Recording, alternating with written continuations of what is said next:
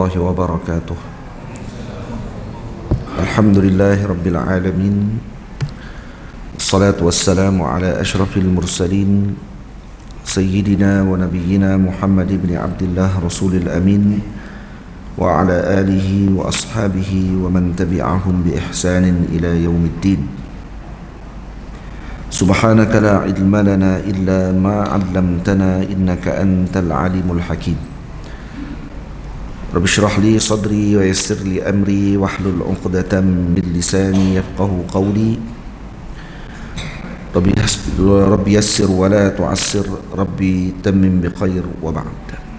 Saya muliakan lagi, saya kasihi Tuan Imam Fadil Ustaz Firdaus hafizahullah ta'ala, para ahli jawatan kuasa bagi Masjid Al-Bushra Merbuk, para guru, para asatizah, para santri, ibu ayah, abang, kakak-kakak, para hadirin muslimin dan muslimat yang dirahmati Allah Subhanahu wa taala sekalian, yang tidak dapat saya senaraikan dan sebutkan satu persatu tanpa mengurangkan kedudukan tuan-tuan semua di sisi Allah Subhanahu wa taala. Kita panjatkan setinggi syukur kepada Allah Subhanahu wa taala pada pagi ini. InsyaAllah kita akan memulakan pengajian yang pertama bagi kuliah duha di Masjid Al-Bushra menggunakan kitab Isbalul Aman fi Tarjamati wa Syarhi Bughyatil Ikhwan wa Riyadatis Sibyan. Jadi kitab ini adalah merupakan kitab yang dikarang oleh Al-Imam Ar-Ramli rahimahullahu ta'ala. Al-Imam Syihabuddin Ar-Ramli yang merupakan ayah kepada Al-Imam Syamsuddin Ar-Ramli rahimahullah, dan beliau adalah Syekhul Islam wal Muslimin, murid kepada Al-Imam Zakaria Al-Ansari, Syekhul Islam Zakaria Al-Ansari rahimahullahu ta'ala. Dan Al-Imam Ar-Ramli, keluarga beliau ini adalah keluarga yang agung dan keluarga ilmu yang luar biasa, dan yughni 'anit ta'rif, cukup sudah memadai untuk kita perkenalkan Al-Imam Syihabuddin Ar-Ramli rahimahullah. Jadi Al-Imam Syihabuddin, minta maaf, saya minta maaf. Karangan ini adalah karangan sahib kepada Bughyatul Ikhwan. Ini adalah Al-Imam Syihabuddin Ahmad ibn Abi Bakr Az-Zamili Al-Yamani, والفقيه Syekh Saleh Syihabuddin Ahmad bin Abi Bakr Az-Zamili Al-Yamani At-Tihami Asy-Syafi'i. Ini yang seperti yang warid namanya dalam sebahagian nuskhah manzumah karangan bagi kitab ini. Yang seperti disebutkan oleh Abdullah bin Muhammad Al-Habsyi dalam Masadir Fikri Al-Islami di Yaman, dan negerinya, tempat lahirnya beliau adalah di Balad Wisa yang berada pada mantiqah Tihamatil Yaman, seperti yang disebut dalam kitab Masadirul Fikri lil Habsyi. Dan banyak kitab-kitab karangan yang dikarang oleh oleh beliau. Antaranya karangan yang ditulis yang kita akan baca pada hari ini, iaitu kitab Simtul Aqiyan ataupun Riyadatus Sibyan, kitab Bughyatul Ikhwan wa Riyadatis Sibyan yang dikarang oleh Al-Imam Az-Zamili rahimahullahu ta'ala. Baik. Kitab ini ada banyak syarahannya. Antara syarahan yang disyarahkan yang terkenal adalah karangan Al-Imam Basaudan rahimahullahu ta'ala, yang merupakan salah seorang ulama besar daripada Yaman, Al-Hadrami, wafat pada tahun 1266 Hijriyah. Ini salah seorang yang mensyarahkan kitab ini dalam kitabnya Simtul Aqiyan, syarah kepada Bughyatil Ikhwan wa Riyadatis Sibyan.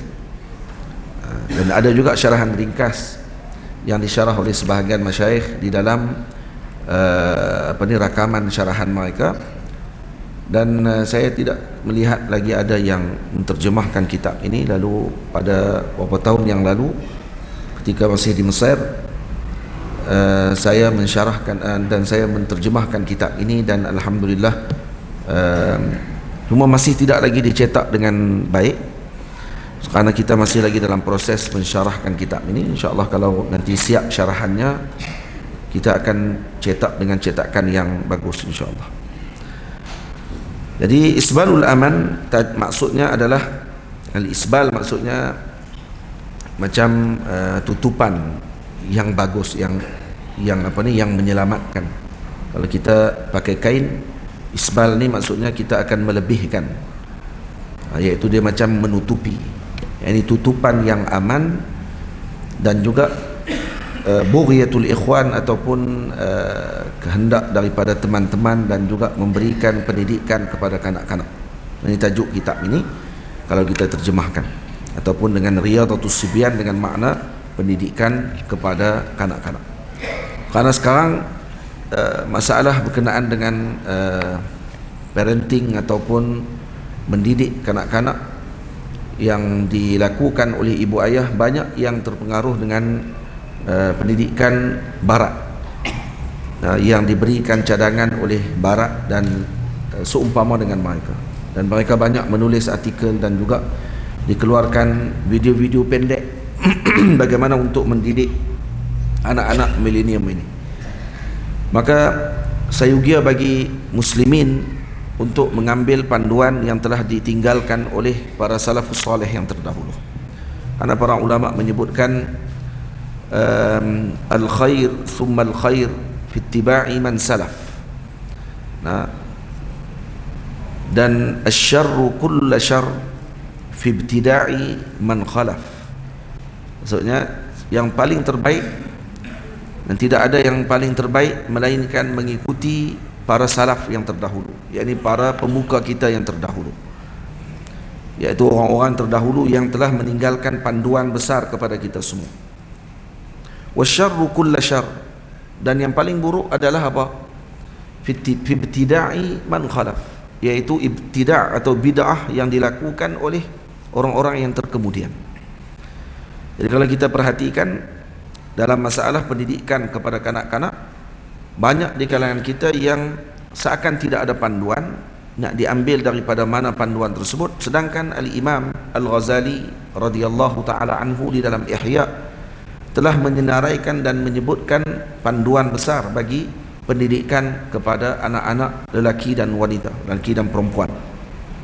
Dan kitab ini hakikatnya, ataupun manzumah ini, syair ini adalah ringkasan ataupun saduran daripada karangan Al-Imam Al-Ghazali rahimahullahu ta'ala. Imam Al-Ghazali telah mensyarahkannya di dalam, atau menyebutkannya di dalam Ihya Ulumuddin, dalam bahagian berkaitan dengan pendidikan kepada kanak-kanak. Soalah ini diberikan perhatian oleh Sayyidina Al-Imam Al-Ghazali rahimahullahu ta'ala, Syekh Hujjatul Islam, tentang keperluan dan kepentingan anak-anak sebagai generasi penerus kepada umat ini. Maka Al-Imam Al-Ghazali menyenaraikan dengan lafaz yang ringkas, tapi kemudian disyarahkan oleh para ulama dengan luar biasa dan panjang untuk memberikan perhatian terhadap kepentingan yang disebutkan oleh Sayyidina Al-Imam Al-Ghazali rahimahullahu ta'ala. Jadi kita akan baca ni, maksudnya ini adalah saduran daripada Ihya Ulumuddin. Saduran daripada Ihya Ulumuddin. Baik.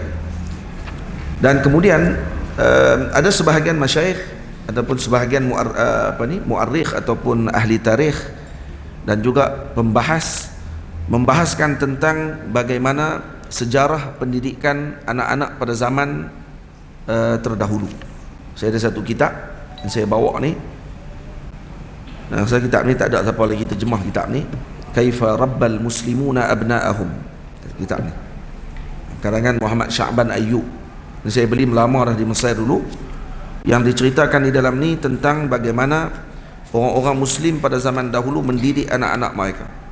Lalu dia bahagikan ikut kepada beberapa fasal. Fasal tarbiyah ataupun pendidikan kanak-kanak pada zaman Nabi dan pada zaman Khulafa Ar-Rashidin. Yang 4, bagaimana perhatian dan sejarah mereka memberi perhatian kepada kanak-kanak. Fasal kedua, keindahan tarbiyah pada zaman Khilafah Umayyah. Disenaraikan pula bagaimana sistem pengajian kanak-kanak pada zaman Khilafah Umayyah. Kemudian bahagian ketiga, kelebihan ataupun pembangunan tarbiyah pada zaman Khilafah Abbasiyah. Cerita pula apa yang berlaku pada waktu tersebut dan ada universiti pada waktu tersebut pada zaman Abbasiyah. Walaupun ada orang kata universiti pada permulaannya di barat lah. Al-Jami'ah yang pertama adalah dalam dunia dibina oleh muslimin. Universiti pertama dalam dunia, tapi universiti bukan macam universiti lah. Universiti zaman dulu mengaji semua. Universiti zaman lah, dan dia ada pengkhususan lah dalam ilmu. Universiti zaman lah ialah kita bahagi yang ni lah kali keluar tak tahu apa. Takdir pun bukan Allah Ta'ala tentu, dia kata.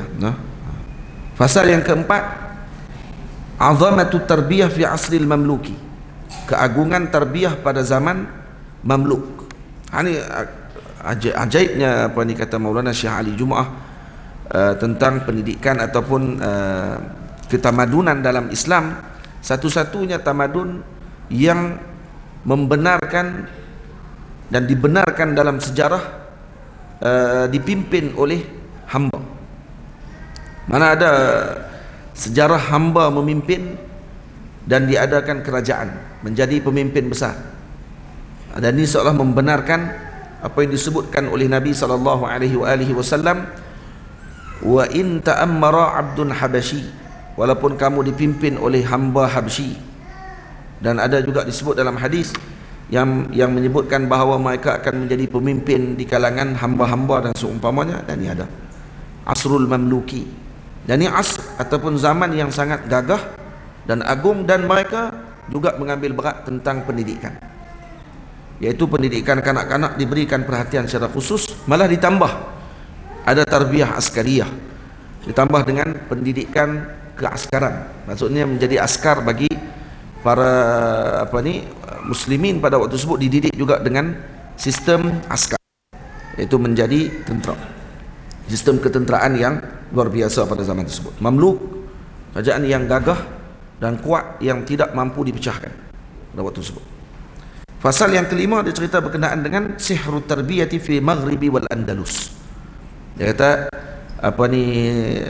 tarbiyah yang terpana pada zaman Maghrib dan juga pada zaman Andalus. Dan ini disenaraikan pula bagaimana sistem pendidikan pada waktu tersebut dan berakhir di situ. Jadi kajiannya di situ. Dan kita tidak, kalau kata boleh disambung lagi kajian tersebut, bagaimana pendidikan di sebelah timur, bagaimana di tempat-tempat kita ni dididik kanak-kanak dan seumpamanya, kalau ditulis itu lebih memberikan manfaat yang besar. Jadi ini panduan besar saya rasa, kaifa rabbal muslimuna abna'ahum. Dan dilihat, kalau kata saya baca balik kitab ni secara umumnya, kita akan lihat permulaan pendidikan bagi kanak-kanak dengan bahasa. Dimulakan dengan bahasa, dan ada satu kisah yang mana salah seorang khalifah mendengar seorang budak ketika ditanya soalan kepadanya, maka dijawab dengan bahasa yang sangat indah. Lalu ditanya, siapa yang didik kamu bahasa ni? Maka terus ditukar muaddib ataupun guru yang mengajar khalifah di istana, ditukar terus dengan guru yang mengajar budak tadi. Karena bahasa budak tu lebih bagus daripada guru yang mengajar di istana. Guru yang mengajar di istana pada zaman dulu digelar muaddib, iaitu yang memberikan ta'dib, mengajarkan adab kepada anak-anak khalifah. Dan yang dipentingkan oleh itu adalah bahasa. Kita tidak ambil berat tentang masalah itu.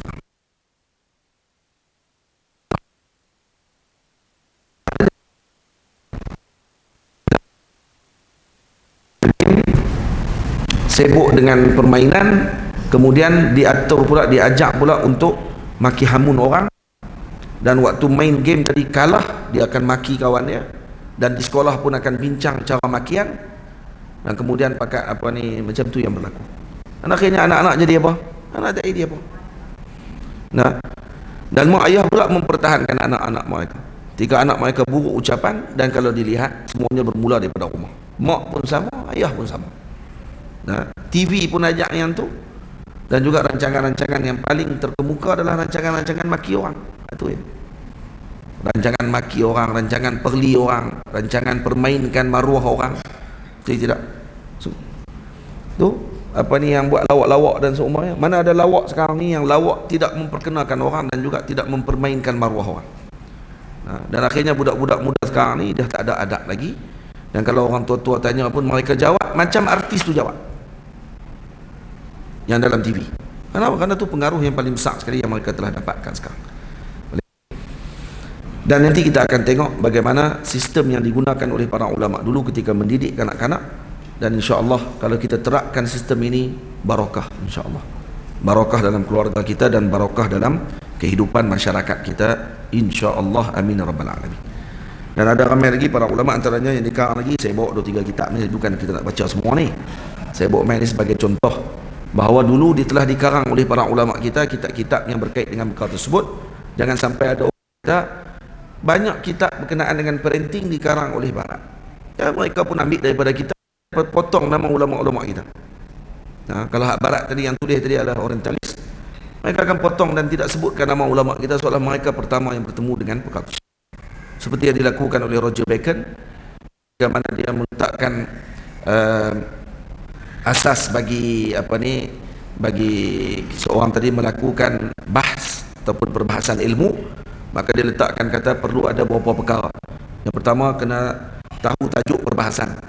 Yang kedua, kena diterangkan khutbah ataupun sistem digunakan dalam perbahasan yang dia letakkan. Maka apa yang disenaraikan oleh Roger Bacon diletakkan di dalam sistem universiti sekarang sebagai sistem untuk kita menulis tesis, katanya. Jadi kata Roger Bacon mula yang Roger Bacon zaman bila? Al-Imam Nawawi tu lagi, Al-Imam Al-Ghazali tu lagi, Al-Imam Al-Bukhari sebelum tu lagi dah tulis dah bagaimana khutatul bahs. Dalam Arba'in Nawawi kita pun dah tengok dah bagaimana para masyayikh kita yang terdahulu, ulama kita terdahulu telah meletakkan khutatul bahs dalam karangan. Dia akan telah meletak dulu mula-mula. Kenapa saya karang kitab ni? Arba'in Nawawiyah. Kalau buka dan akan tengok kenapa saya, kata Imam Al-Ghazali, ramai ulama mengarang kitab 40 hadis, tapi kesemua mengumpulkan pada maudhu yang tajuk-tajuk tertentu sahaja. 40 hadis jihad, 40 hadis lawat, 40 hadis, mengumpulkan 40 hadis yang betul besar. Maka saya apa yang saya buat begini, saya tidak letakkan sanad karena untuk memudahkan hafalan. Saya mengambil kebanyakannya daripada kitab mana, Bukhari dan Muslim, dan saya letakkan sekian. Itu dipanggil khutatul bahs. Dia mengaku dia orang pertama yang buat pada otak dia. Nampak tak? Jadi orang percaya. Tambah kalau pergi ke barat lah, yang punya kiblat dia barat saja. Apa-apa sikit barat. Tandah pun di barat paling cantik. Pilah ke mana masjid pun dia kata mesti di Eropah lagi lawa. Sampai boleh baca buku dalam tu. Siapa suruh pergi baca buku? Apa herannya? Dia tadi Jepun dia kata tandah, oh, Masya Allah, lawa lah. Tak ada lagi lah tempat kita macam tu. Pergi ke Jepun pula. Tapi memang sungguh pula. No? Banyak juga lah tempat kita pun macam tu pun. Tempat tu kalau buat, kita tak mau buat. Betul tak? Tapi dah lah, telah mengubah sistem tu insyaAllah. Satu lagi di pondok saya insyaAllah. Jadi hadirin yang dirahmati Allah, antara kitab lain yang dikarang lagi oleh para ulama adalah Adabul Fatah. Ni kitab ni yang dikarang oleh Sayyidi Syekh Ali Fikri Amin Awal Al-Misriyah, iaitu setiausaha pertama bagi Darul Kutub Misriyah, tempat menyimpan makhtutat ataupun manuskrip besar di Mesir. Ini Amin Awal pun pemegang pertama yang menjaga tempat tersebut, itu Syekh Ali Fikri. Syekh Ali Fikri ini, kitab ni yang saya beli ini disebabkan kerana Maulana Syekh Ali juga kami menyebutkan apa ni, ucapan beliau bahawa beliau mencari kitab ni kerana ada orang pinjam dan kemudian tidak dibagi balik. Bukan dia lah, bukan kitab ni, hanya saya punya lah. Dia ini rumah yang asli dan ada di Mesir, dan ada satu rumah kitab ni, dia lama ni, cetakan tahun 1924. Nah, ni. Kemudian satu lagi dipanggil Adabul Fatah. Adabul Fatah ni, Adabul Fatah, Adabul Fatah. Kitab ini kata Maulana Syahri, ini adalah kitab etika dipanggil. Etiket. Untuk kalau kata seorang pemuda dan seorang pemudi, sepatutnya kitab ini diterjemahkan, dan saya dapati rupanya telah diterjemahkan oleh seorang alim daripada Melayu kita, Syekh Ahmad Al-Johri. Silap mana Adik Najmi, nama apa yang tak? Saya Syekh Ahmad Al-Johri. Sekarang kita adab perempuan yang dicetak oleh Akademi Jawi, adab perempuan. Cuma adab lelaki mungkin Syekh tak jumpa ke, ataupun dia tak jumpa lagi kitab ni kan, macam mana, wallahualam. Tapi ada adab perempuan, tajuk dia adab perempuan. Dan bila saya buka balik dalam tu, sama isi dia dengan kitab Adabul Fatah yang dikarang oleh Syekh Ali Fikri. Satu kitab lagi saya tak bawa dari rumah, di pondok. Yang ni untuk lelaki. Dia akan cerita apa dia? Cerita adab dia dengan guru, tapi dia tak cerita kitab lain. Cerita dia cara lain sikit. Kemudian dia cerita adab dia dengan apa ni, mak ayah, adab dengan kawan-kawan, adab dengan adik-beradik, adab dengan sekolah, adab di sekolah, kemudian adab ketika mana nak baca kitab, adab ketika menulis, adab ketika bersama dengan nazir madrasah, jaga madrasah tu, jaga, ada adab untuk memilih kawan, adab untuk apa ni, adab wajah. Adab wajah apa ada? Adab wajah apa dia? Contohnya, ketahuilah wahai anakku, annal wajha mir'atun nafsi. Wajah itu adalah cerminan bagi diri. Wa dalilun ala syafaqatil qalbi. Bukti kepada kebeningan hati dan juga kekerasannya. Faliyakun hay'ata wajhika muwafaqatan bil ahwal. Dia kata hendaklah wajah kamu bersesuaian dengan hal kamu pada waktu tersebut. Jadi nak kena ada solek, kena bagi sikit, jangan berserabai. Apa? Janggut sampai tak sama. Lepas tu apa dia lagi? Dia kata untuk jaga, antaranya apa dia? Antara adab wajah apa dia? Selain daripada kita bercakap tadi, mata qatabta ahadan fala tuhawwil nazaraka min jihatin ila ukhra. Ketika kamu bercakap dengan orang, ni adab wajah. Ketika bercakap dengan orang, jangan pusing kot lain mata kamu. Tengok kat dia waktu kamu bercakap.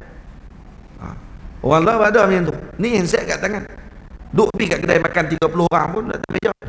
Semua pakai handset waktu tu. Tapi sambil duduk sembang. Lagi lawak lagi, pakai game, kawan tu duduk depan dia. Lepas tu pakai lawan maki. Dan ni jangan kamu menundukkan pandangan kamu di depannya. Tengok dia ketika bercakap. Unzur bi'ainil qana'ah likulli ma tarah.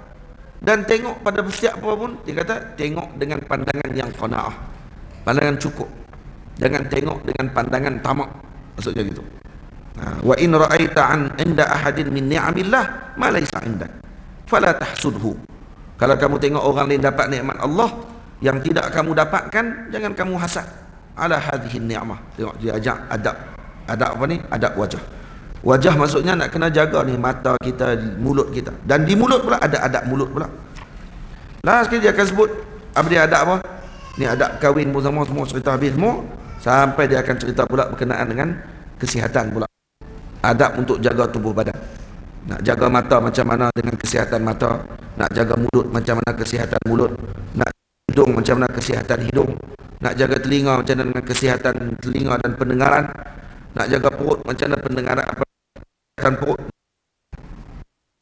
Adab perempuan pun ditulis macam tu. Jadi supaya kita etika. Kalau diajar kepada para murid di sekolah, insya-Allah dia akan keluar sebagai orang yang beretika. Masalahnya kita diajak kepada murid sekolah dengan etika barat. Nah, bagus. Bukan kita kata semua tidak bagus. bagus.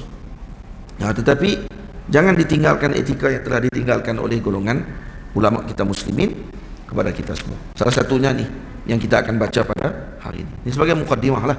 Mukaddimah, jangan terkejut sangat. Ada orang kata terus baca kitab ini terkejut sangat pula.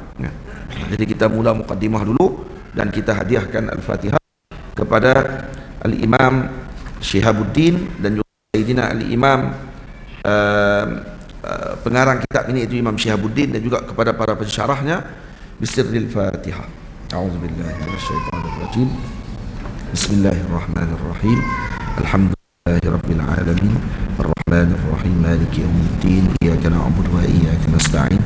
Ihdinas siratal mustaqim. Siratal ladzina an'amta 'alaihim ghairil maghdubi 'alaihim waladdallin. Amin.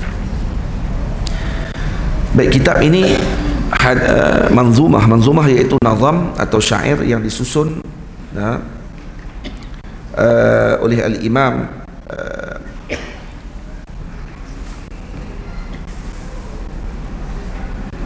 kalau kita ikut dengan al-imam, kalau sebab apa yang saya sebut tadi kata Imam Ramli. Kenapa? Ada orang kata apa ni, takkan Syekh dah terjemah kitab ni lama baru tahu kata yang tulis orang lain. Tak, kerana Al-Imam Basaudan rahimahullah yang mensyarahkan kitab ini, yang tajuk kitabnya Simtul Aqiyan fi syarhi Bughyatil Ikhwan wa Ridhatis Sibyan. Kitab ni ada di tangan saya. Ketika dalam syarahan beliau dia kata apa? Dia kata فهذا شرح لطيف على منظومة الشيخ الإمام شيخ الإسلام وصدر الأئمة العلماء الأعلام الجمال محمد ابن الإمام أحمد بن حمزة الرملي الأنصاري المصري المسمى بغية الإخوان في رياضة الصبيان.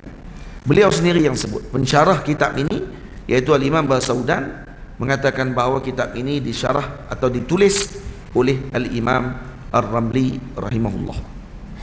Dia sendiri.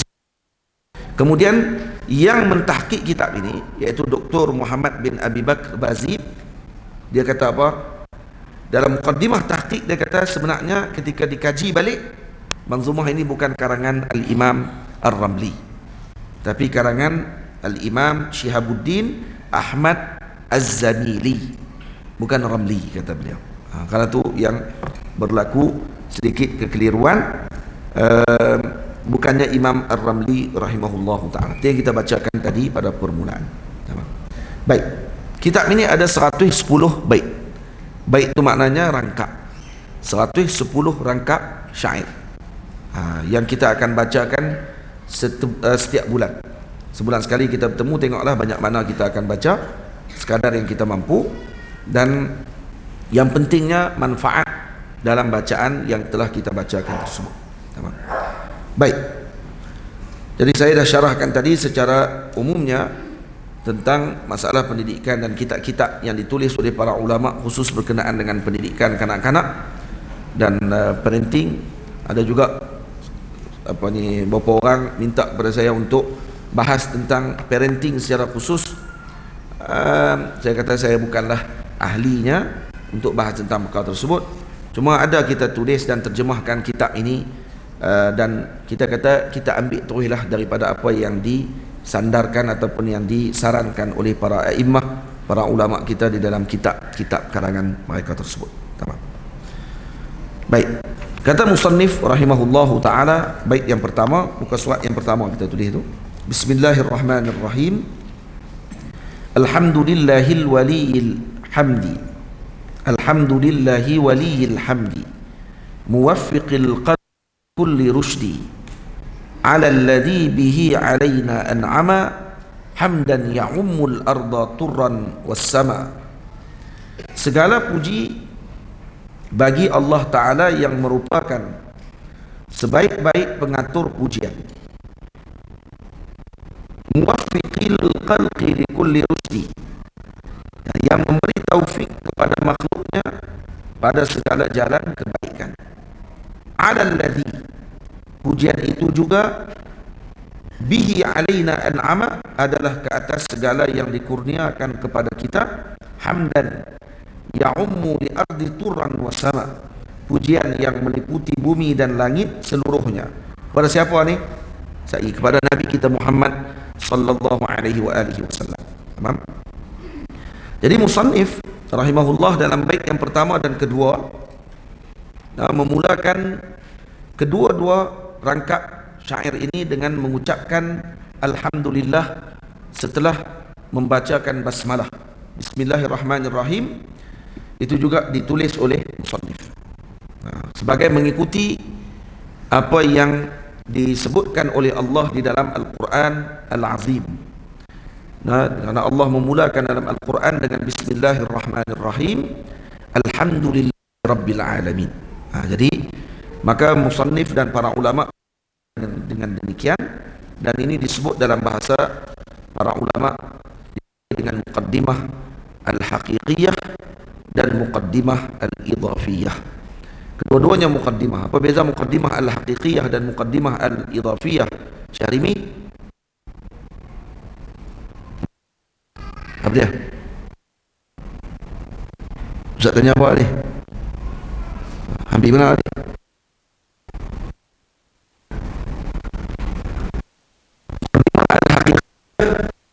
Dan muqaddimah al-idhafiyah. Apa muqaddimah al-haqiqiyah?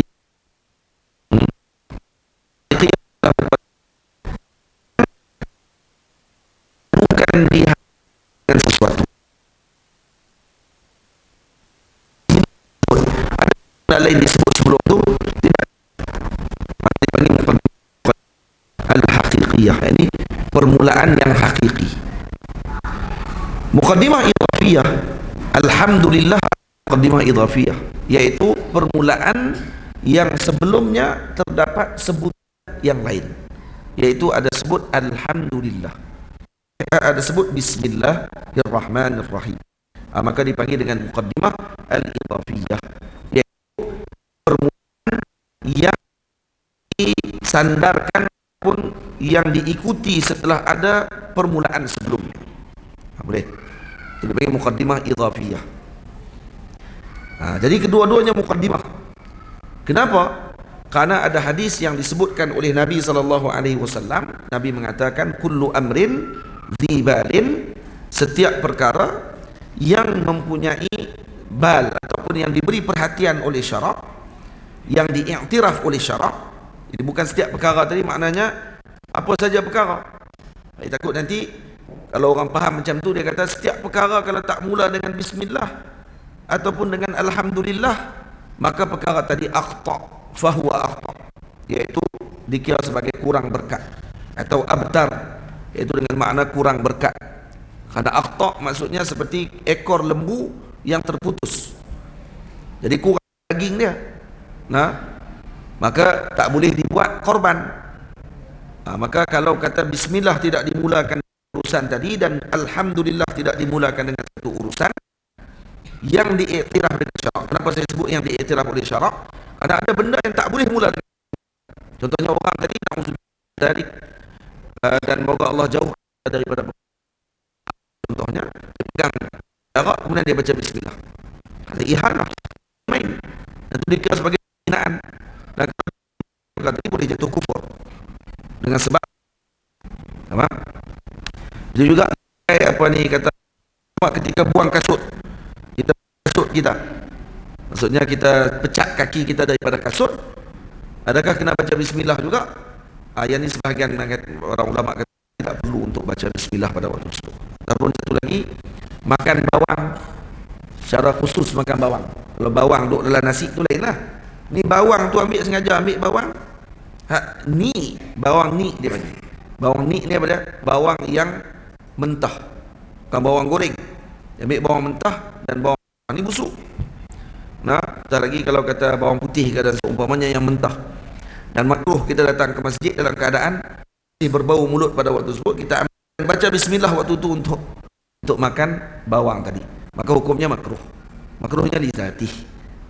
Makruh li zatih dalam bahagian itu. Baik, itu semua dalam bahagian usul fiqh. Baik. Jadi setiap perkara yang diperhatian oleh syarak kalau tak mula dengan bismillah dan tidak dimulakan dengan alhamdulillah, karena hadis sebut kullu amrin Dibalin, la yubda'u fihi bi bismillahirrahmanirrahim atau bi bismillah, wa fi riwayatin bilhamdulillah atau bilhamdilillah, boleh baca dua-dua. Kalau baca bilhamdu dengan makna hikayah, fahuwa akhta, wa fi riwayah fahuwa abtar, iaitu qalilul barakah, kurang berkatnya. Kalau kata tak baca bismillah dengan tak baca alhamdulillah. Baik. Ada seorang perempuan selalu baca bismillah. Apa saja dia buat baca bismillah. Dia pegang dulu baca bismillah. Bismillahirrahmanirrahim. Pegang. Tak. Bismillahirrahmanirrahim. Angkat apa pun bismillahirrahmanirrahim. Buat apa saja bismillahirrahmanirrahim. Dan sampai tok laki dia tension. Dia geram. Kalau dia baca bismillah. Ada orang jenis tu. Dia tak boleh dengar. Orang cakap baik, dia tak boleh baca bismillah. Bukan kata kat dia pun, laki aku bodoh, laki aku bangang. Tak, dah bismillah, dia tak boleh dengar. Dia tak, aku geram ni. Sikit bismillah, sikit bismillah. Nah, bismillah, bismillah banyak kali, tak apa dia. Satu hari dia bagi duit kepada bini dia, satu uncang emas, duit emas. Dia kata, ambil duit ni, tolong simpan. Saya nak balik esok, kata dia. Apa bini dia pun ambil bismillah. Bini kan kalau ambil kan bismillah. Bismillahirrahmanirrahim. Kemudian dia pun pergi ke dapur, bekah untuk nak simpan dapur orang tutup dulu. Duit simpan kat. Jadi buka bekah, macam buka bekah. Bismillahirrahmanirrahim. Ambil duit tadi. Bismillahirrahmanirrahim. Letak bismillahirrahmanirrahim. Yang laki tu berapa kali bismillah dia baca tadi? 4 kali dia baca. Buka bismillah, letak bismillah, tutup balik bismillah. Selesai bismillah. Malam tu laki dia ambil duit tu. Kata, tengok aku itu kata macam mana pun memang dia kena esok. Esok pagi tok laki kata dekat bini dia.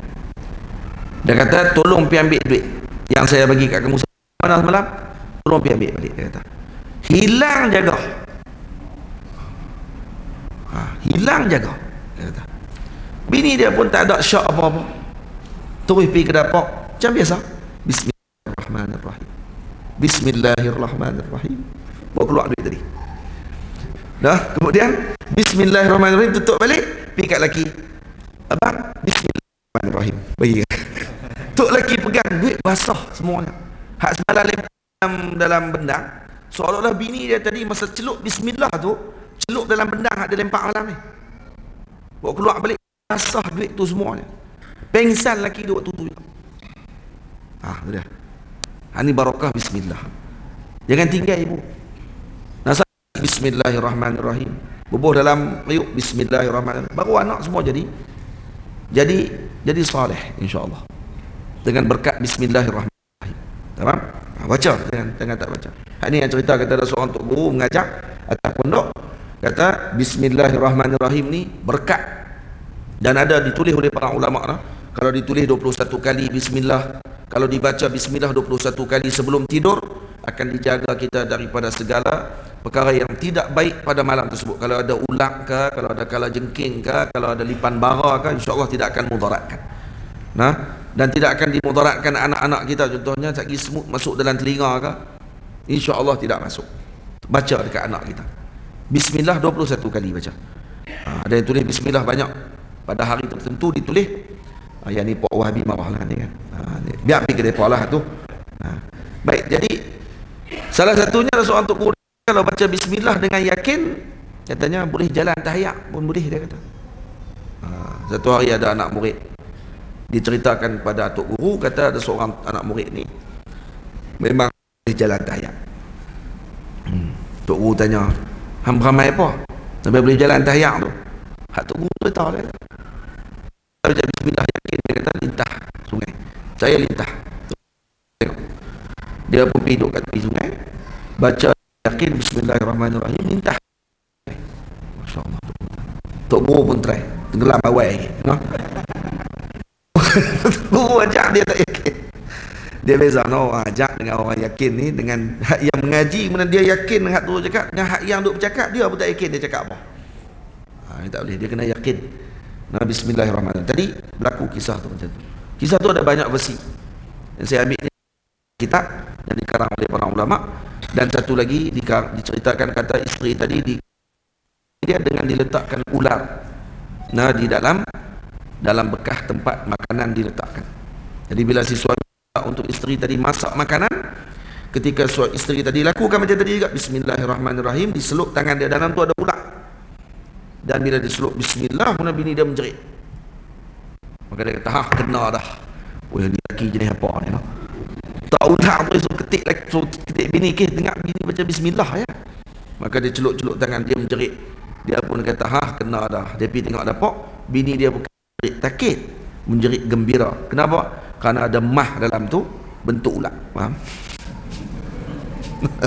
Jadi patung ular mah, kerana barakah bismillah. Jangan tinggal bismillah. Bismillah ni barakah yang agung.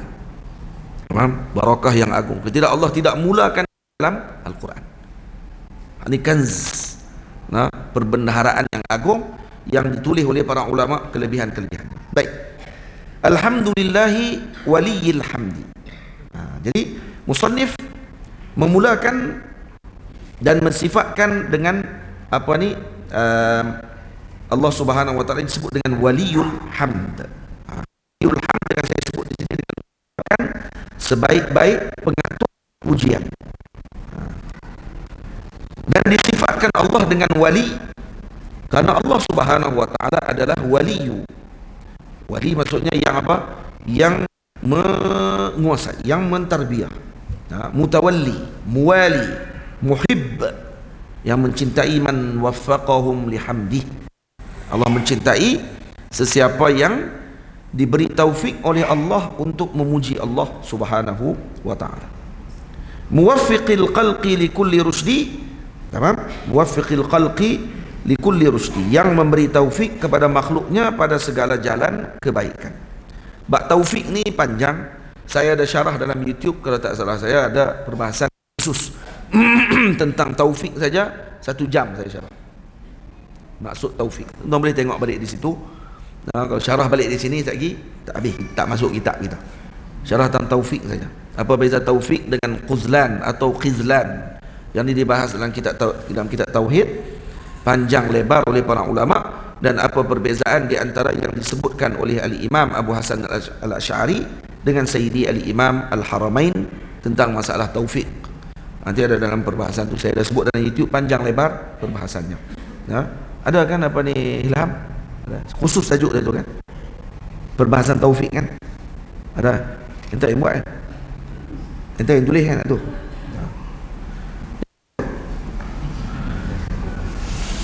Takut. Bawa makan lagi ni. Mengalah. Tu takut apa? Ala alladhi bihi, daripada ni santri-santri saya di pondok. Santri-santri saya di pondok saya. Daripada 3 tahun dah duduk di pondok saya. Dah 3 tahun tak boleh balik. Ni masuk tahun yang keempat, insya-Allah. Tahun keempat yang tak boleh. Besar dah. Kawan-kawan saya lah depan ni. Umur pun boleh menikah dah. 23, 24, 25. Jadi ni sedanglah. Dan alal ladzi bihi alaina, alal ladzi bihi alaina an'ama. Maksudnya pujian itu juga adalah ke atas segala yang dikurniakan kepada kita. Kepada kita tu siapa? Kepada kita golongan mukminin dan muslimin yang mentauhidkan Allah Subhanahu wa taala. An'ama, yaitu yang mana pujian tadi meliputi bumi dan langit seluruhnya. Yang alladzi bihi alaina an'ama, yang telah memberikan kepada kita dengan nikmat, yaitu Allah memberikan kepada kita dengan nikmat yang pertama apa? Nikmat al-ijad, yaitu menjadikan kita daripada tiada kepada ada. Dan kemudian Allah Ta'ala memberikan kita pula dengan nikmat al-imdad, yaitu dengan diberikan kepada kita dengan karam, kemuliaan daripada Allah Subhanahu wa ta'ala. Dan kemudian Setelahnya Allah Ta'ala memberikan pula kepada kita dengan nikmat al-Islam. Nah, dan ia adalah merupakan ajallun ni'am, seagung-agung nikmat yang Allah Ta'ala kurnia adalah nikmat Islam yang Allah Ta'ala kurniakan kepada kita semua. Kalau tak kerana itu kita tak berkumpul di sini pada hari ini. Summas salatu ba'da ma qulna bihi. Summas salatu ba'da ma qulna bihi. Bawah tu, yang bawah tu itu adalah nota kaki nah. Jangan silap baca pula. Yang 1 2 tu sebab dia tulis pula sama-sama besar pula. Saya habaq dekat anak murid saya Zahid, kata dekat dia tulis bagi nampak beza sikitlah. Lepas tu dia pergi tulis kecil lajak pula dah. Tu besar tu lah tuan-tuan pegang tu. Kecil sangat. Saya kata ni kesian kat orang tua-tua ni. Jadi lepas tu dia kali dia buat kat saya pula tu besar ni pula dah. Besar lajak pula dah. Sampai saya pun pening tak tahu mana satu saya tulis. Lepas tu nota kaki. Tapi lepas tu ada garis tu. Garis itulah yang membezakan antara kalau ada garis tu pula di ujung sikit je. Jadi sikit tu jajah tu yang bawah garis tu adalah nota kaki. Tapi kita tak syarah habis lagi kitab ni. Masih dalam proses syarah. Lama dah kitab ni saya tulis. Tapi tak ada nak syarah. Lain dulu keluar. Jadi insya-Allah nanti setelah selesai syarah nanti keluar kitab dengan cetakan yang lebih elok nanti insya-Allah. Bila lama lagi di sini kita sebulan sekali. Sebulan sekali ni takkan sebulan ni ya, no. Lama pun sebulan sekali. Jadi sebulan depan pula ada lagi, bulan tu lagi sampai tak tahu berapa kitab nak habis kat sini. Nah. Doa lah bagi insya-Allah berterusan. Doa bagi umur panjang dan doa diberikan kebaikan kepada pihak Masjid Bushra insya-Allah. Bushra. Doa diberikan kebaikan pada Ustaz Firdaus lah. Jangan dia pindah pula. Pindah lain lagi masjid itu tumbuh sawang. Nah. Baik. Kemudian selawat dan salam kepada Nabi SAW ni bab selawat pula ni. Summas salatu ba'da ma qulna bihi 'ala nabi wa alihi wa sahbihi. Kemudian ucapan selawat setelah ucapan pujian yang telah kami ucapkan. 'Ala nabi, ke atas baginda ahli keluarga, atas baginda Nabi sallallahu alaihi wasallam, ahli keluarga dan para sahabat baginda sallallahu alaihi wa alihi wasallam. Jadi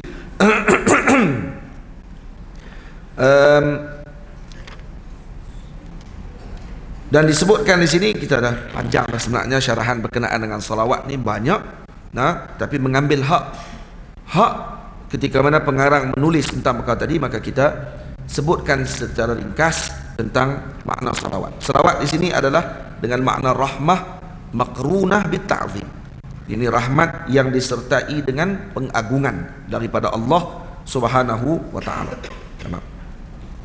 Karena selawat ni berbeza, karena bila disebut dalam Al-Quran, innallaha wa malaikatahu yusalluna 'alan nabi ya ayyuhalladzina amanu sallu 'alaihi wa sallimu taslima. Maka selawat daripada Allah berbeza daripada selawat malaikat kepada Nabi, dan berbeza dengan malaikat selawat kita kepada Nabi sallallahu alaihi wasallam. Selawat Allah kepada malaikat kepada Nabi itu berbeza malaikat dengan Nabi. Sebab tu bila dibaca ayat tadi innallaha wa malaikatahu yusalluna 'alan nabi, maka para ulama kata itu bukan ada musyarakah pada salawat tadi. Takut orang faham innallaha wa malaikatahu yusalluna ay yusallunahum. Hum tadi apa dia? Allah dan malaikat. Tak. Kata ulama tidak macam tu. Takdirnya ayat tadi kena takdir. Takdir dia apa dia? Innallaha yusalli wal malaikatu, innallaha yusalli wal malaikata yusalluna. Jadi Allah yusalli bi salatillah wal malaikah yusalluna bi salatihim. Malaikat berselawat dengan selawat mereka pula. Allah berselawat dengan selawatnya Allah. Selawat Allah bagaimana? Ar-Rahmah, dengan Allah menurunkan rahmat dan memberikan limpahan rahmat kepada junjungan besar yang disertakan dengan ta'zim daripada Allah. Ini selawat Allah kepada Nabi. Dan kemudian bila disyarahkan oleh al-Imam, kalau disyarahkan oleh al-Imam Basaudan dengan syarah dengan rahmah maqrunah bit ta'zim, maka dia hanya berpada dengan selawat yang dikhususkan kepada Allah. Jadi dah dia kata kepada Allah saja. Sebab selawat yang kita selawat kepada Nabi adalah selawat untuk doa, dan selawat tadi adalah untuk kita sebenarnya. Kita selawat kepada Nabi, dan Nabi SAW akan kata, Nabi kata apa? man shalla alayya wahidatan sallallahu alaihi asyra.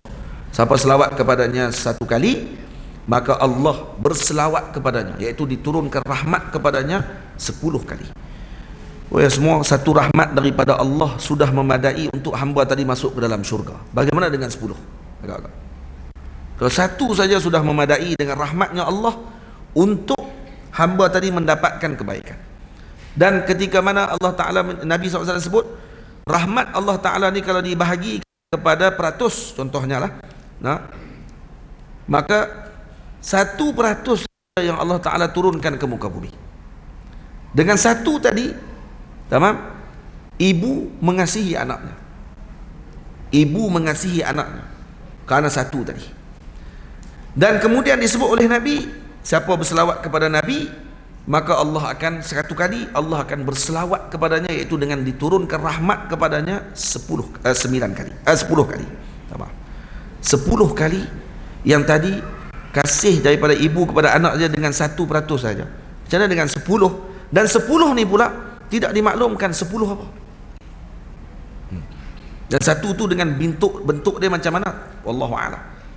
Maka ni anugerah agung yang Allah Ta'ala berikan kepada orang yang melazimi selawat kepada Nabi sallallahu alaihi wasallam. Maka jangan ditinggalkan selawat. Amalkan selawat selalu. Nah. Ba'da ma qulna bihi, yakni setelah mana kami mengucapkan pujian. Itu dikata kemudian ucapan selawat setelah ucapan pujian yang telah kami ucapkan. Jadi setelah kami ucapkan dengan pujian kepada Allah dan kami ucapkan basmalah tadi, apa kami ucap selawat? Selawat tadi kepada siapa? Alan Nabi. Jadi alan Nabi ini adalah muta'allaq dia dengan apa? Ta'alluq dia dengan as-salatu. As-salatu ala Nabi wa alihi wa sahbihi. Jadi Nabi, kita sedia maklum apa takrif Nabi? Nabi adalah wazannya apa ni, Nabi, atau wazannya apa ni, fa'il. Fa'il dengan makna maf'ul boleh, dengan makna fa'il pun boleh. Baik. Kalau maf'ul dengan makna mereka ini orang yang diberikan oleh Allah dengan khabar, untuk mengkhabarkan. Ketika mereka mengkhabarkan kepada umat tentang apa yang dikhabarkan oleh Allah kepada mereka, maka jadi fa'il. Fa'il maksudnya kata pembuat. Jadi kata yang diperbuat kepada mereka. Maksud Allah mengutuskan mereka, maka jadi maf'ul, dan mereka menyampaikan kepada umat jadi fa'il. Faham tak faham? Tak apalah, nanti dulu tu. Ya. Baik. Dan kepada Nabi SAW dan kemudian Ali Muhammad, dan Ali Muhammad seperti mana kita sedia maklum bahawa ahli keluarga Nabi SAW ialah yang diarahkan kepada kita untuk kita meminta kepada Allah, atau yang diminta daripada Allah kepada kita untuk kita mengasihi mereka. Iaitu siapa ahli Muhammad di sini? Iaitu Banu Hashim dan Banu Muttalib. Bani Hashim dan Bani Muttalib. Kedua-dua bani ini adalah yang paling kuat mempertahankan Nabi SAW. Sebab dia ada 4 keluarga Abdul Manaf. Abdul Manaf ada 4 orang anak. Yang pertama namanya Muttalib, kedua namanya Hashim, tiga namanya Abdul Asyams, yang keempat namanya Naufal. Naufal. Jadi 4 ini, 2 daripada mereka iaitu Hashim dengan Muttalib. Hashim adalah datuknya Rasulullah, dan Muttalib adalah datuknya Al-Imam Syafi'i radhiyallahu anhu. Bukan Abdul Muttalib. Abdul Muttalib adalah anak kepada Hashim. Hashim. Muttalib ni adalah bapa saudara beliau yang datang mengambil beliau daripada Madinah. Bertemu dengan datuk beliau, dengan isterinya Hashim, Sayyidina Hashim, iaitu Sayyidatuna Salma, di kampung Bani Najjar di Madinah Al-Munawwarah, tempat Nabi kita Muhammad selalu berkunjung ke sana bersama dengan ibunya. Dan disitulah Nabi kita belajar berenang. Di kampung Bani Najjar lah Nabi belajar berenang, dan Nabi kemudian pakar dalam perenangan. Tapi tak dengar dah selepas tu kata Nabi berenang. Tapi di situ Nabi belajar berenang. Dalam riwayat disebutkan di situlah tempat Nabi belajar berenang, di kampung Bani Najjar. Dan ada orang kata, dan di kampung Bani Najjar itulah bapa Nabi kita Sayyidina Abdullah dimakamkan. Kampungnya di mana? Bani Najjar ni di sebelah kanan sayap Masjid Nabawi sekarang, berhampiran dengan pintu Babus Salam. Jadi Babus Salam hujung sana, hujung masjid di bahagian sebelah kanan ni, hujung penjuru masjid tu dekat dengan pintu pagar Masjid Nabawi yang besar tu. Dekat pintu tu, di situ makam ayah Nabi kita Muhammad dulu. Kemudian telah dipindahkan makam tersebut ke Baqi' beberapa tahun yang dulu, beberapa puluh tahun yang dulu, ketika pembesaran Masjid Nabawi dikorek makam ayah Nabi. Dan yang mengikuti majlis ataupun proses pemindahan makam ataupun jasad ayah Nabi tadi, ada salah seorangnya hadir ke masjid guru kami yang mulia Maulana Syekh Yusri hafizahullah, menyampaikan berita dan juga menceritakan tentang sejarah Madinah. Dia kata dia juga ada pada waktu tersebut dan dilihat jasad ayah Nabi masih utuh seperti baru ditanam semalam. Cantik elok lagi jasadnya.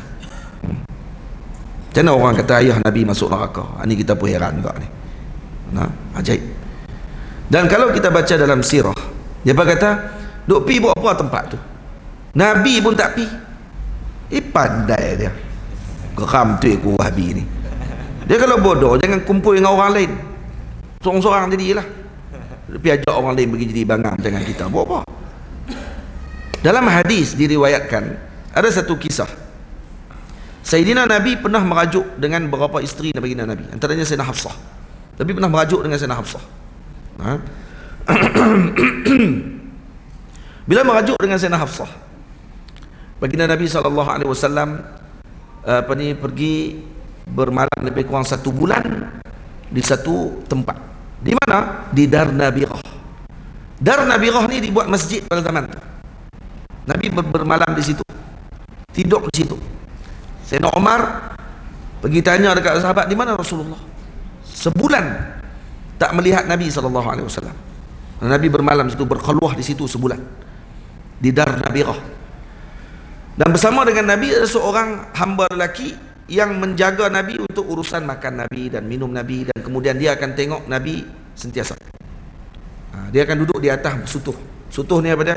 Macam bumbung, tapi zaman Arab dia tak ada bumbung macam kita. Dia ada macam atas tu apa dia? Macam slab atas tu lah. Dia macam bumbung rata tu. Dia duduk atas tu, kaki dia duduk lonjok kaki, duduk main kaki tu, duduk tengok orang duduk lalu lalang tu. Sayyidina Umar di bawah. Sayyidina Umar tanya, Rasulullah ada? Dia pun tengok Sayyidina Umar, ada. Dia kata, tunggu saat, tanya Nabi dulu. Dia pun turun tanya Nabi. Nabi benarkan. Barulah Sayyidina Umar masuk. Sayyidina Umar masuk jumpa dengan Rasulullah. Tengok Rasulullah waktu Sayyidina Umar menangis waktu tu. Tengok Nabi sedang berbaring dan ada bekah pada tubuh Nabi SAW disebabkan kerana orang panggil apa, pelapik ataupun tikar yang Nabi gunakan untuk berbaring tadi. Dan Nabi tidak berbaring atas lantai, atas tilam yang empuk, atas tikar yang diperbuat daripada pelepah tamar. Dan Sayyidina Umar menangis, dan Sayyidina Umar kata, Sayyidina Nabi tanya, kenapa kamu menangis wahai Umar? Kata dia, kerana ya Rasulullah, dia kata, Kisra Parsi, Kaisar Rum, mereka ni orang yang dimusuhi dan memusuhi Allah, dan mereka diberikan kekayaan yang luar biasa, dan kamu kekasih Allah, tidur di atas lantai yang macam ni saja ya Rasulullah, dia kata. Kemudian Nabi SAW menyebutkan tentang dunia kepada Sayyidina Umar dan memperingatkan beliau tentang perkara tersebut, dan memberikan perhatian kepada Sayyidina Umar tentang keagungan Islam dan kemuliaan kita sebagai muslimin. Kemudian Sayyidina Umar kata kepada Nabi, ya Rasulullah, kenapa merajuk ya Rasulullah? Karena Hafsah, kalau Hafsah bagi kamu sakit hati ya Rasulullah, izinkan saya pancung dia ya Rasulullah. Dia. Sayyidina Umar kata, kalau dia yang bagi kamu sakit hati ni, orang zaman lah ada semua lelaki salah semua. Tak ada perempuan betul semua. Tak ada lelaki betul, semua perempuan betul semua. Lelaki salah semua, tak ada lelaki yang betul. Kita semua mangsa sebenarnya, mangsa buli. Saya buli ni, lelaki ni semua. Buatlah apa pun mesti hang salah punya. Tak apa, tak mau masuk campur dalam urusan orang. Biarkan mereka dengan apa yang mereka lakukan. Tamam. Baik. Jadi Di mana Darun Nabirah tadi? Tempat Nabi bermalam tu. Nak tanya balik. Darun Nabirah tu adalah di kampung Bani Najjar. Dan di mana tempat Nabi bermalam? Di situ, di tempat ayah Nabi dimakamkan. Ada kubur ayah Nabi di situ waktu Nabi bermalam tu. Maknanya Nabi ketika merajuk pergi ke mana? Pergi ke sisi ayahnya Sayyidina Abdullah, duduk di situ. Hati sikit sirah. Berarti apa ni? Ngaji Madinah saja Nah. Ada ngaji Madinah lah. Kalau tak arti tu, kalau arti tak apa lah. Alhamdulillah. Ada dalam sirah, ada dalam buku. Siap. Ada dalam apa ni, peta lagi tunjuk di mana tempat makam ayah Nabi sallallahu alaihi wasallam. Jadi moga-moga dapat perhatian dengan perkara tersebut dengan baik. Dan kemudian dipindahkan makam ayah Nabi. Sebahagian ada kata depa tanda makam ayah Nabi tadi di nombornya sekian-sekian, tapi kalau kita tak tahu di mana makam tersebut diletakkan. Ni masalah orang kita ketika mana sejarah tidak diberikan perhatian dan menganggap bahawa ianya adalah syirik. Kalau kita pergi ke makam para wali Allah Ta'ala dianggap syirik. Ini berat. Dan ini sejarah sebenarnya. Ini sejarah. Kalau ada orang barat kubur-kubur raja mereka ataupun tempat sejarah raja mereka pernah lalu, mereka akan simpan, jaga. Dia kata ni apa? Ni barat, mereka orang bukan Islam. Kita nak pergi. Raja-raja Islam kita juga menyimpan dan juga menjaga kesan sejarah di mana-mana tempat. Jangan dibuang dengan sewenang-wenangnya dengan nama membantah syirik.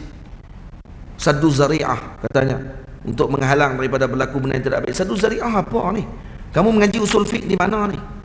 Saddu zari'ah ni syaratnya bukannya senang-senang je kata rasa dalam kepala otak zan kata ni mesti akan jadi bahaya ni. Tu diharamkan. Zan. Dia kena tayakun, kena yakin betul. Betul kata tu kita saddu zari'ah lah, tak mau bagi orang buat syirik. Kamu yakin mana ni orang Muslim ni akan buat syirik pergi ke makam para wali? Kamu tahu mana? Dan Nabi sendiri dah sebut dah, inni la akhwafu ala ummati syirik. Aku tak bimbang umatku buat syirik. Kamu pula lebih bimbang umat Nabi buat syirik. Nabi sendiri tak bimbang. Dia pula lebih buat bimbang lebih-lebih. Seolah macam mu'azzam umat Nabi ni memang akan syirik kalau pergi ke makam. La ilaha illallah. Masalah tawassul, masalah istighasah, semua itu masalah-masalah yang berlaku perbincangan di kalangan ulama, dan berlaku perbincangan dan kemudian telah mendapat persetujuan daripada kebanyakan para ulama bahawa ianya adalah perkara yang diharuskan. Tiba-tiba mai satu kelompok kata kena saddu zari'ah, benda ni bahaya, haram, takut jadi bahaya, orang berkat buat syirik semua. Syirik apa ni? Di kampung saya ada satu batu. Batu ni dulu ada seorang wali Allah Ta'ala pernah semayang atas batu, nama Syekh Yasin. Batu saya pernah post gambar dalam Facebook.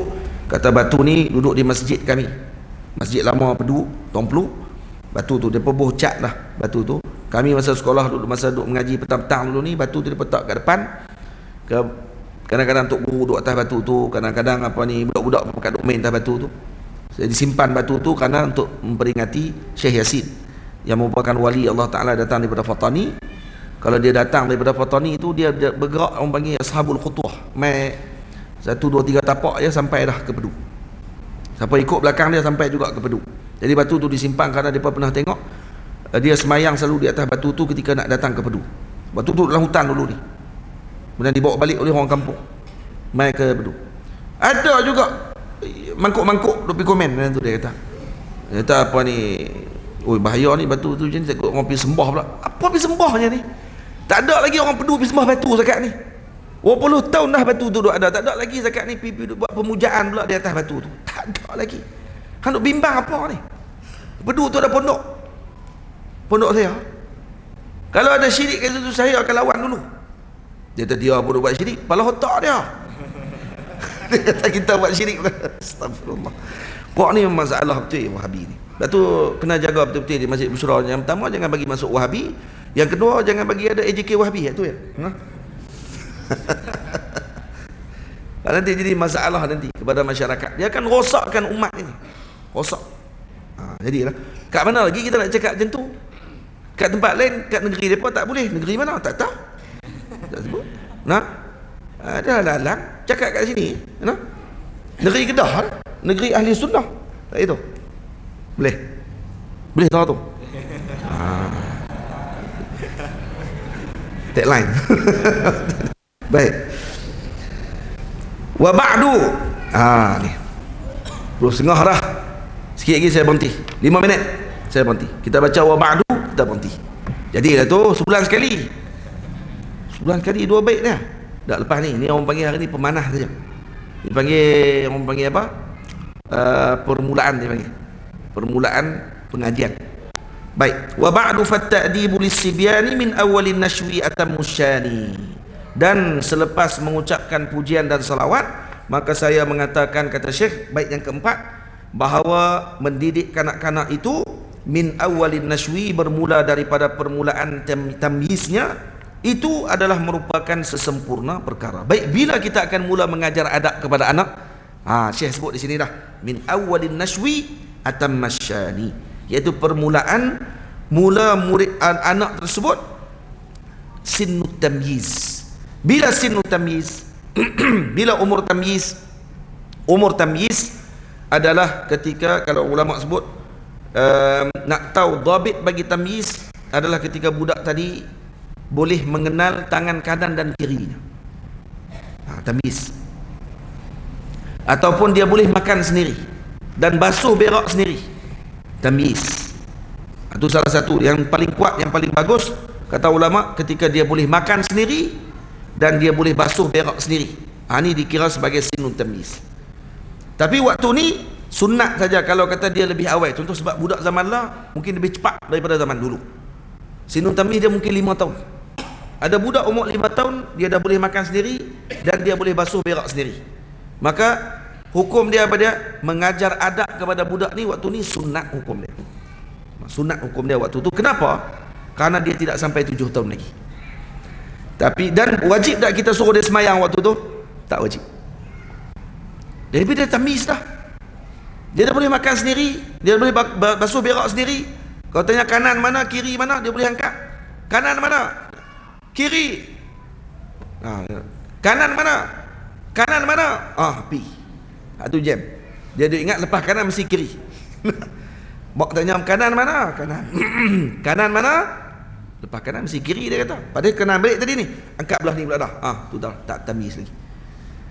Kalau umur dia 5 tahun waktu tu dan dia boleh beza kanan kiri, dia boleh makan sendiri, boleh basuh berak sendiri, maka wajib dak mak tadi suruh anak tadi semayang? Sebab dalam hadis Nabi kata apa? Nabi kata, muru auladakum bis salati ibna sab'a sinin. Suruh anak kamu semayang umur 7 tahun.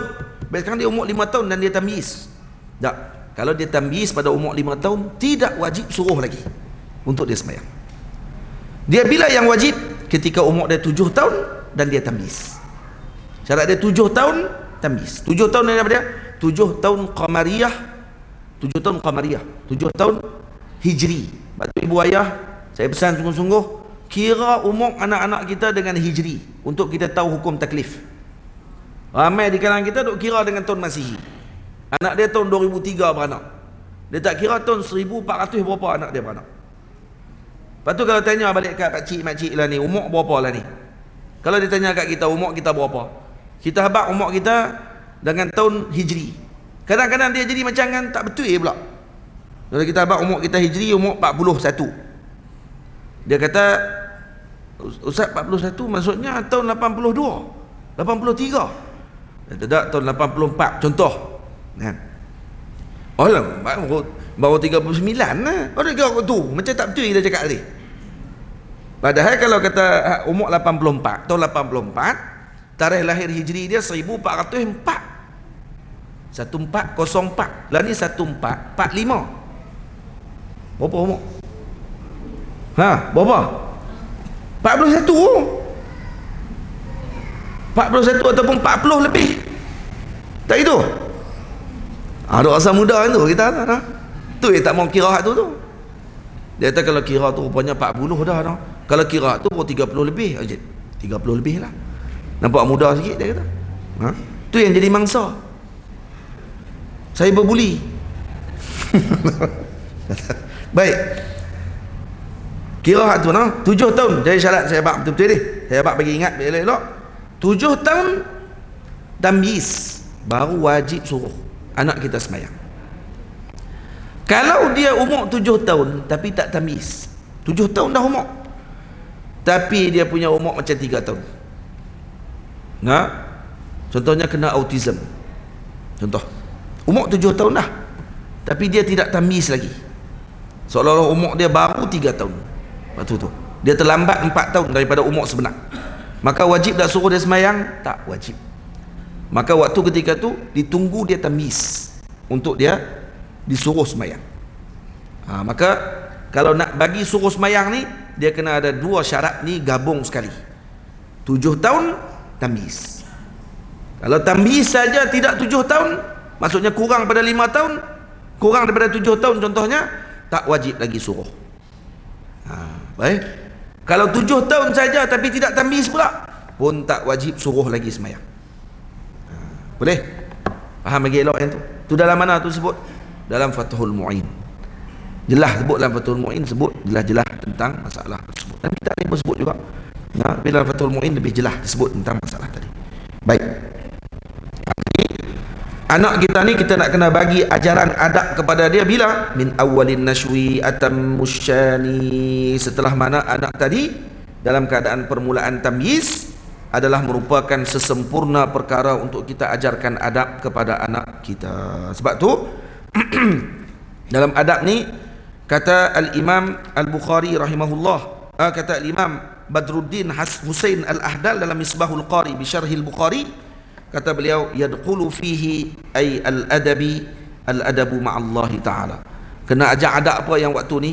Waktu kalau anak kita dah mula sinu tamyiz, ajar adab dia dengan Allah, ajar adab dia dengan Nabi, ajar adab dia dengan Quran, ajar adab dia dengan ilmu, ajar adab dia dengan ulama, ajar adab dia dengan masyayikh, orang tua-tua, ajar adab dia dengan ashab, para teman, ajar adab dia dengan para azwaj. Kalau kata azwaj ni maksudnya dengan isteri-isteri, aulad, anak-anak, talamizah, dan juga para murid, dan sairil fuqara wal masakin. Ajar semua adab maksudnya. Diajarkan adab-adab tadi kepada anak kita. Jadi maksudnya pada permulaan umur 7 tahun ni sebenarnya kalau di sekolah, kalaulah sistem pendidikan sekolah kita memberikan perhatian terhadap pengajian adab ini dengan baik dan diajar oleh guru-guru adab yang baik, maka ini akan menghasilkan murid yang akan terbina akhlaknya sampai ke dewasa. Karena permulaan ni lah yang akan menentukan murid ni jadi ataupun tidak jadi. Faham? Kebanyakan kita waktu ketika darjah 7 seumpamanya ni, dia akan sibuk dengan matematik lagi, sibuk dulu dengan mengaji sains, sibuk dengan tengok bahasa Inggeris dia pandai ke tak pandai, tapi adab dia tak didik. Sebab tu kalau anak dia pergi buat kewajak dengan orang tua-tua, dia kata budak-budak buat jenar, tu kita itu. Kalau budak-budak pada anak 7 tahun dah, 8 tahun dah, pun tak erti lagi nak jalan depan orang tua macam mana, nak salam dengan orang tua macam mana. Kalau pegang handset tu, kalau mak suruh pergi salam tu, Tok Wan tu, pergi salam dengan Tok Wan. Tak mau. Orang handset ni. Tok Wan budak-budak macam ni sampai lah. Sampai dalam kereta pun duduk macam tu kau. Betul. Boboy awak buat macam tu. Boboy tak boleh buat macam tu. Tu boboy sampai ketua tu. Naik atas tua sikit lagi jadi boboy. Terbang terus lepas tu. Hai. Lepas tu boy semua tu suruh panggil lah boboy tu. Tukarlah panggil Abang Long pula. Abang Long kawasan. Panggil Abang Long, panggil Abang Ngoh. Lagi bagus. Kakak panggil Kak Ngoh. Kak Cik. Bagus lagi dia panggil boboy. Jangan panggil Bobby je. Atau kalau pergi ke Mesir jadi anjing terus. Anjing di Mesir dia panggil nama khas dia dipanggil adalah Bobby. Anjing nama khas besar. Kalau orang panggil Bobby, kalau kata di Malaysia ni orang panggil John. Tapi kalau masuk hutan dia kata, ni sekali jadi John ni. Jadi John tu maksud apa? Jadi anjing. Duk ligang kijang. Jadi John dia panggil. Ni mesti jadi John lagi dia kata. Jadi John, saya heran John, rupanya nama khas anjing di Malaysia John. Nama khas anjing di Mesir Bobby. Dia ada nama-nama khas. Jangan panggil nama tu. Jangan panggil nama tu. Sebab nama tu nama-nama khas yang memalukan. Baik. Jadi jaga, ajak anak-anak kita dengan adab-adab tersebut. Nanti insya-Allah kita akan syarah pada minggu depan. Saya akan bagi contoh-contoh kitab-kitab para ulama yang menjelaskan tentang adab-adab yang kita sebutkan tadi.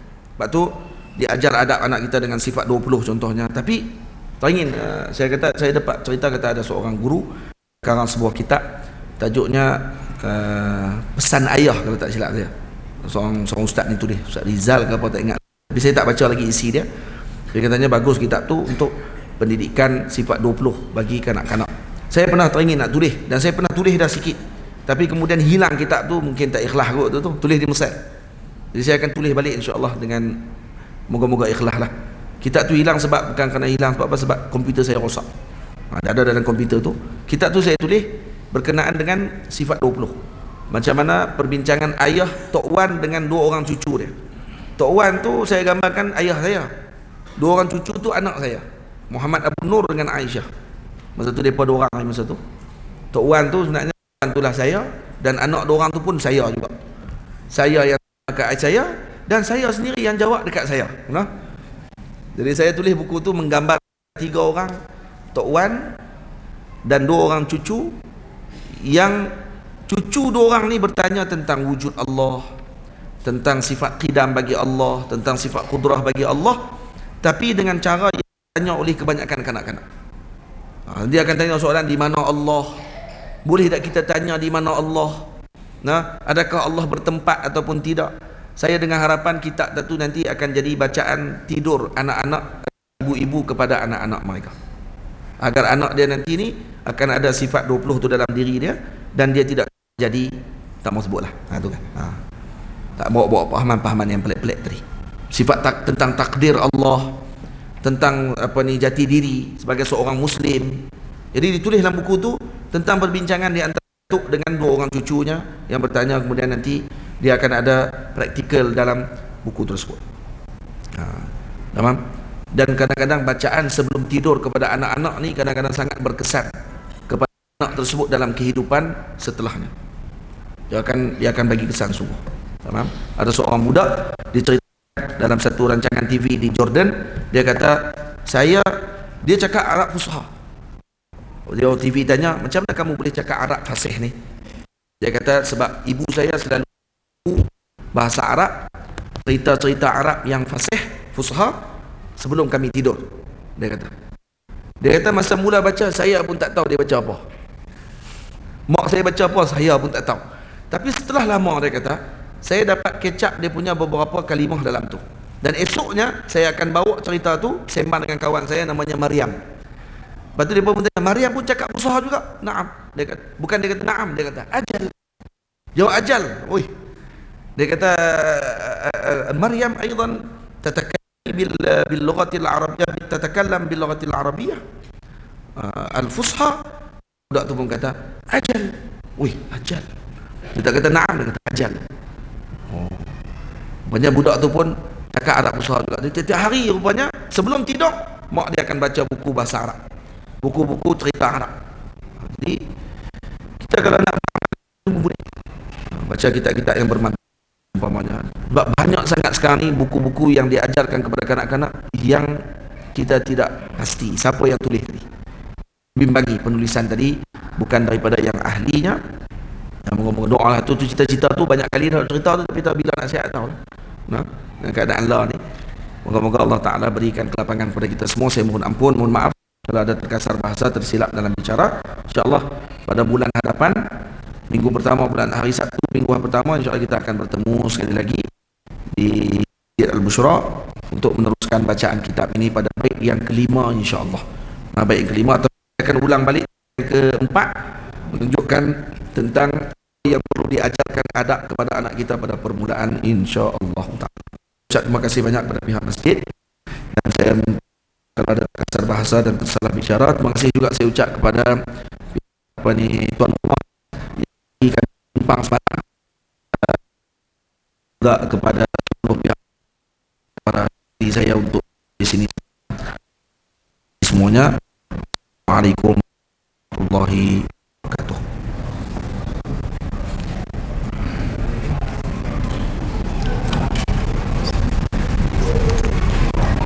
Waalaikumsalam warahmatullahi wabarakatuh.